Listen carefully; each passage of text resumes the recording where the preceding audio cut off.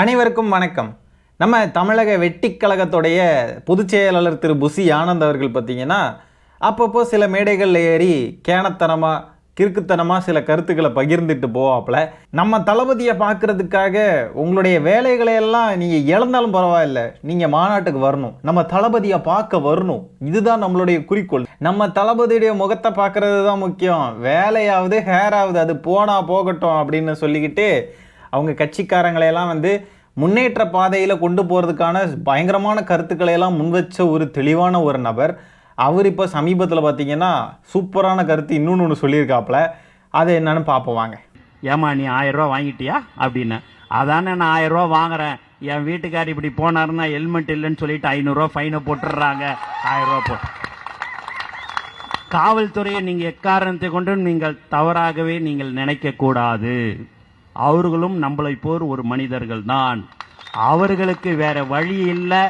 நான் கொடுக்குற மாதிரி அந்த 1000 ரூபா கொடுக்குறேன், நீ எப்படியாவது வசூல் பண்ணி நீ ஃபைனுன்னு போட்டு எப்படியாவது வாங்கி நீ திருப்பி கொடுத்துருன்னு சொல்லும் போது, மேலதிகாரிகள் சொல்லும் போது அவர்களால் வேறு எதுவும் செய்ய முடியாது. ஆகவே நாம் எல்லோரும் அவர்கள் தான் செய்கிறார்கள். ஒரு வண்டி எடுத்துன்னு போனா போதும், ஹெல்மெட் இல்லைன்னா பிடிக்கிறாங்க, லைசன்ஸ் இல்லைன்னா பிடிக்கிறாங்க, 1000 ரூபா போடு 2000 ரூபா போடுன்னு. அவர்கள் மீது நீங்கள் கோபப்படக்கூடாது. நீங்கள் கோபம் படுவது நம்மளுடைய தமிழக அரசு மீதுதான் நீங்கள் கோபப்பட வேண்டும். அதை நீங்கள் தெரிந்து கொள்ளுங்கள். ஏ அப்பா, என்ன அறிவுடா, கொழுந்து அறிவு கொழுந்துன்னு சொல்லுவாங்க இல்லையா, அது இதுதான் போல இருக்கு மக்களே. எப்படிப்பட்ட அறிவுள்ள நபரை பொதுச் செயலாளராக வச்சிருக்காங்க பார்த்தீங்களா. ஹெல்மெட் இல்லாமல் லைசன்ஸ் இல்லாமல்லாம் இவங்க போவாங்களாம் ரோட்டுக்கு, திமிரு பிடிச்சி வண்டி எடுத்துக்கிட்டு. இவங்களுக்கு ஃபைனே போட்டுறக்கூடாதான். ஃபைன் போட்டுட்டு அது தப்பான். என்ன அறிவு பாருங்களேன். அப்போ கூட ஹெல்மெட் போட்டு வண்டி ஓட்டுங்க, லைசன்ஸ் எடுத்துட்டு வண்டி ஓட்டுங்க அப்படின்லாம் சொல்றது கிடையாது. அப்போ கூட இதுக்கு திமுக தான் காரணம், அப்போ கூட இதுக்கு அரசு தான் காரணம். அது சரிதான், லைசன்ஸ் எல்லாம் இருக்காது நிறைய பேருக்கு அவங்க கட்சியில, ஏன்னா எல்லாம் அண்டர் 18 இல்லையா, எப்படி லைசன்ஸ் இருக்கும்? அப்போனா காவல்துறை பிடிச்சி ஃபைன் போட தானே செய்வாங்க. இவங்க கிட்ட என்னத்தை பேசுறது இருக்கு மக்களே. இந்த முட்டாள்தனமான கருத்துக்கு வேற கைத்தட்டி விசில் அடிக்கிறாடுக்கு. அப்படியே சைமன் செபாஸ்டியனுக்கு கூட்டத்தை பார்த்த மாதிரியே இருக்குங்க இல்லையா. இது ஒரு கருத்து மயிரா? அப்போ நீங்கள் சட்டத்தை மீறி செயல்படுவீங்க, சட்டத்துக்கு எதிராக செயல்படுவீங்க, உங்களை யாரும் கேட்கக்கூடாது எதுவுமே சொல்கிறீங்களா? ஹெல்மெட் லைசன்ஸ்லாம் இல்லைனா ஃபைன் போடாமல் உங்களை தூக்கி வச்சு கொஞ்சுவாங்களா? என்ன பேசுகிறீங்க? அப்போ உங்களுடைய அறிக்கையில் இந்த மாதிரி போட்டுருங்க. இந்த மாதிரி விஜய் அவர்கள் ஆட்சிக்கு வந்தால் ஹெல்மெட் லைசன்ஸ்லாம் இல்லாமல் வெளியில் வரவங்களுக்கும் ஃபைனே கிடையாது, நீங்கள் எந்த ஆலையும் போங்க, எப்படியும் அடிபட்டு சாவுங்க, அதை பற்றி கவலை கிடையாது. அண்டர் 18 இருக்கக்கூடிய சின்ன பிள்ளைங்க வண்டி ஓட்டுங்க, யார் வேணாலும் ஏற்றி சாவடிங்க, லைசன்ஸ்லாம் தேவையே இல்லை, ஒரு பிரச்சனையும் கிடையாது விஜய் அவர்களுடைய ஆட்சியில்.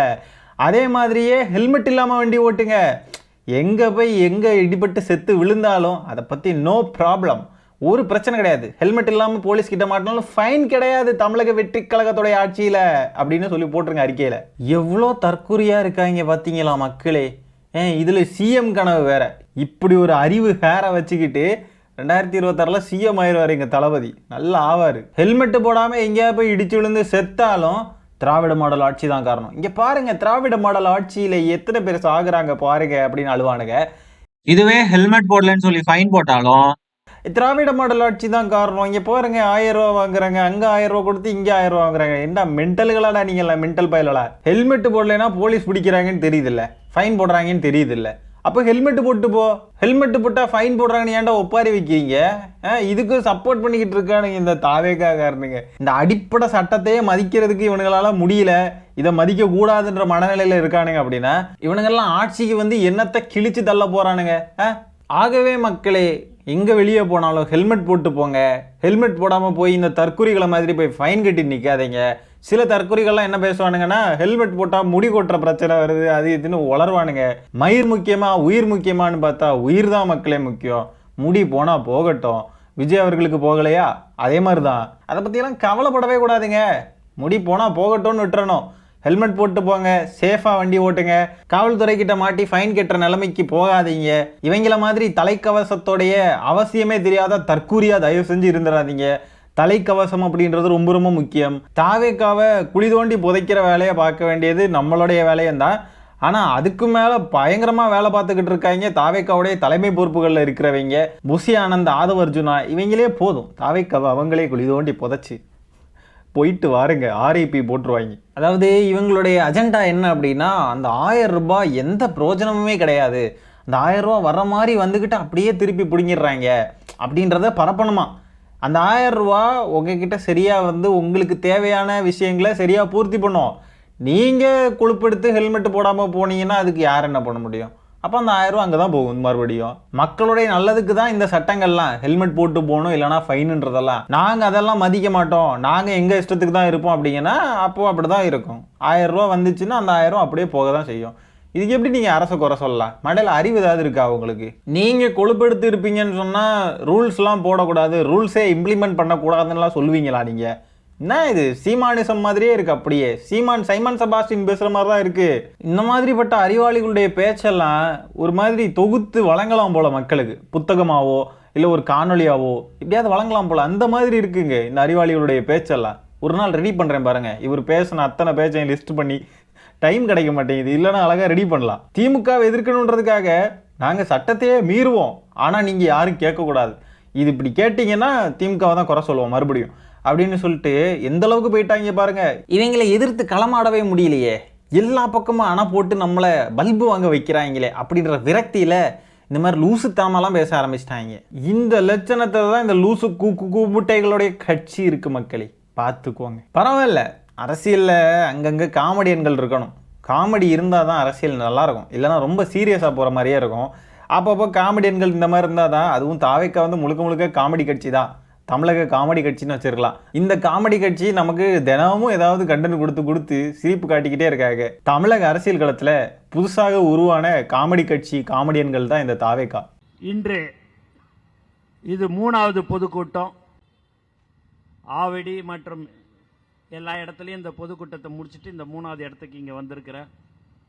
2வது பொதுக்கூட்டத்தில் போன உடனே நான் போய் அப்படி இறங்கின உடனே கரண்ட்டு கட்டு.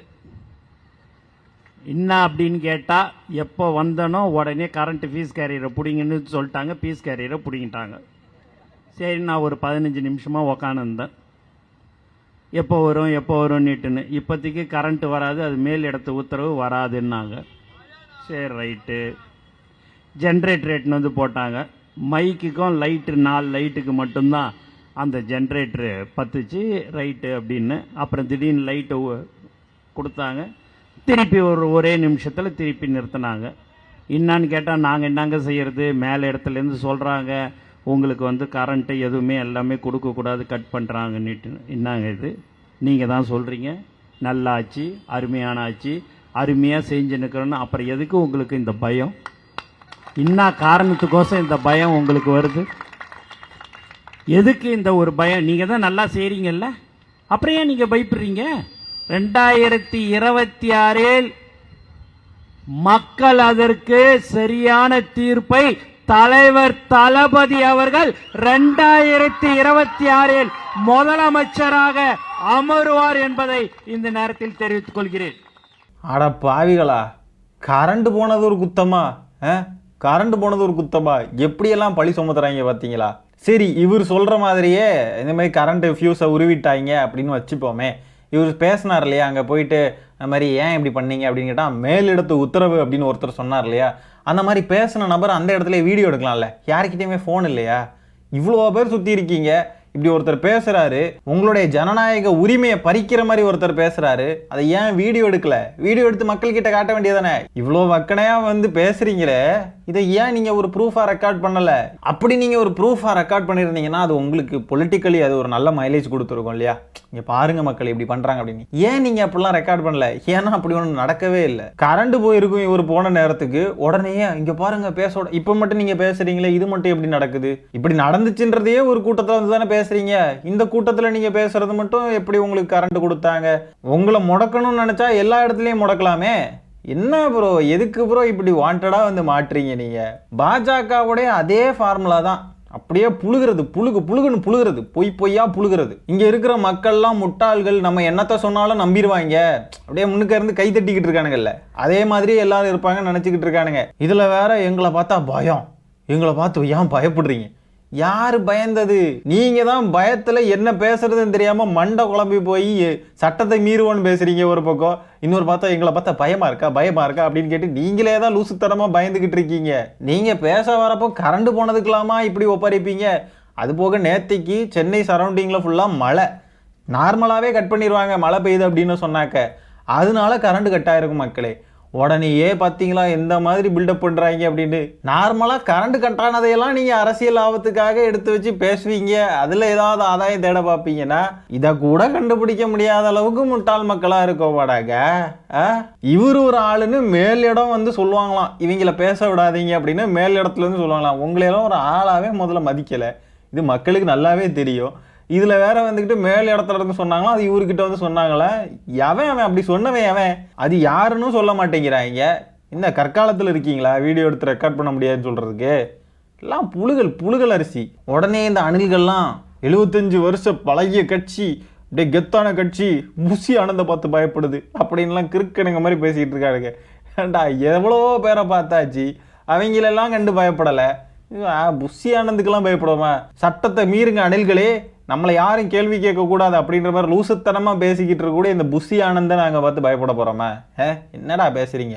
புஷி ஆனந்த் பேசக்கூடிய அரசியலில் அப்படியே ஆளுங்கட்சியே மிரண்டு போகிற அளவுக்கான அரசியல் பேசுகிறாரு பார்த்தீங்களா? அதனால இவரை பார்த்து திமுக பயப்படுது, திமுக தலைமை பயப்படுது பார்த்துக்கோங்க. இதெல்லாம் சின்ன பிள்ளைங்க கிட்ட போய் சொன்னால் கூட சிரிச்சிரும். என்னடா பேசுறீங்க நீங்கள்லாம் அப்படின்னு இருக்கும். உங்களுடைய கற்பனை திறனுக்கு ஒரு அளவே இல்லையா புஷியார் அவர்களே, அணில்களே? சரி மக்களே, இந்த காணொலியை நான் இதோட என் பண்ணிக்கிறேன். இந்த வீடியோவில் நம்ம பேசியிருக்க விஷயங்களை பற்றி உங்களுடைய கருத்துக்கள் என்னன்றதை கமெண்ட்டில் பதிவு பண்ணுங்கள்.